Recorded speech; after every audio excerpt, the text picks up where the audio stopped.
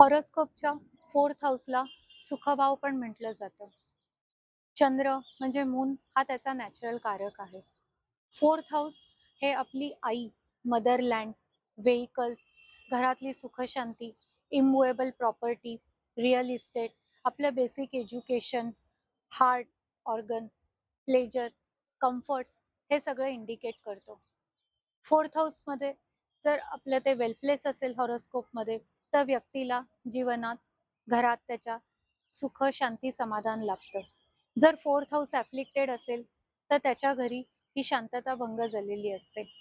पण at the same time हेच 4th ॲफ्लिक्टेड house असेल, तर तुम्हाला फॉरेन सेटलमेंटचे चान्सेस हे जास्त असतात.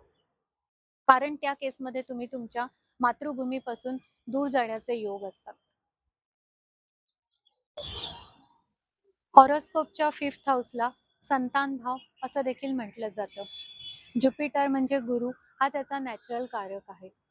5th हाऊस आपल्याला खूप साऱ्या गोष्टी डिनोट्स करतं, जसं की चिल्ड्रन, पूर्वजन्माचं पुण्य, इंटेलिजन्स, नॉलेज, स्कॉलरशिप, डिव्होशन, मंत्र आणि आपलं स्टमक इंडिकेट करतं. डायजेस्टिव्ह सिस्टीमचे कोणते प्रॉब्लेम्स असतील तर ते इंडिकेट करतं.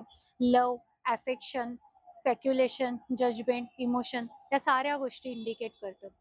5th हाऊसमध्ये जर तुमचा सन आणि मर्क्युरी हे कॉम्बिनेशन असेल, तर त्या व्यक्ती या प्रचंड हुशार असतात, इंटेलिजन्स असतात. 5th हाऊसवरून तुमच्या हॉबीज, तुमचे छंद देखील इंडिकेट केले जातात. 5th हाऊस जर वेल प्लेस असेल, तर तुम्हाला शेअर मार्केटमध्ये देखील नक्कीच सक्सेस मिळतो.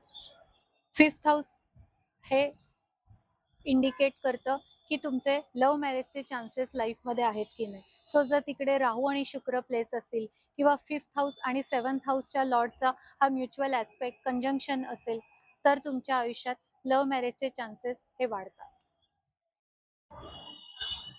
हॉरोस्कोपचं 6वं घर किंवा 6वं हाऊस याला आपण शत्रुस्थान देखील म्हणतो. हे एक उपचय स्थानापैकी एक स्थान मानलं जातं. मार्स आणि सॅटर्न हे त्याचे नॅचरल कारक आहेत. 6th हाऊस हे आपल्याला बऱ्याच गोष्टी डिनोट करतं, जसं की आपले एनिमीज, गुप्त शत्रू ज्यांना आपण म्हणतो, सर्व्हिस, सर्वंट, रिलेटिव्स, आपल्या आईच्या साईडचे म्हणजे आपले maternal relatives, mental tension, injuries, accidents, mental affliction किंवा हिप्स या सगळ्या गोष्टी डिनोकेट करतो. आपण जनरली हॉरोस्कोपमधली 6, 8, 12 ही हाऊसेस ही निषिद्ध मानली जातात. म्हणजे इथे असलेले प्लॅनेट हे चांगले रिझल्ट देत नाहीत असं म्हटलं जातं. पण जर 6th हाऊसमध्ये निगेटिव्ह प्लॅनेट प्ले राहू, केतू, तर ते आपलं उपचय स्थान एक प्रकारे हे स्ट्रॉंग करतात. म्हणजे person will work hard to achieve his goal in life. 6th हाऊसला आपण रोगभाव देखील म्हणतो. म्हणजे 6th हाऊसवरून आपल्याला कल्पना येते की आपल्याला लाईफमध्ये कोणत्या टाईपचा डिसीज होण्याची पॉसिबिलिटी आहे. हॉरोस्कोपचं 7th हाऊस याला आपण कलत्र हाऊस किंवा मारक स्थान देखील म्हणतो. 7th हाऊस आपल्याला मेनली लाईफमध्ये बिझनेस इंडिकेट करतो.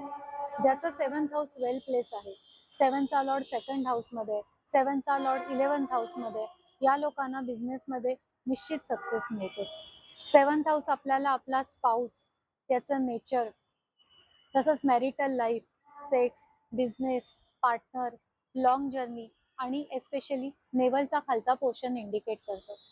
7th हाऊस जर आपलं वेल प्लेस असेल, तर आपलं मॅरिटल लाईफ हे चांगलं चालतं.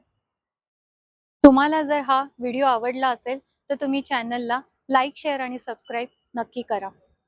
जर तुम्हाला तुमचं ऑनलाईन कन्सल्टेशन बुक करायचं असेल, तर खाली दिलेल्या नंबरवर आमच्याशी संपर्क साधा. आमची टीम तुम्हाला त्वरित रिप्लाय करेल आणि गुगल मीटद्वारे आपण आपलं ऑनलाईन कन्सल्टेशन पुढे नेऊ शकतो. थँक्यू.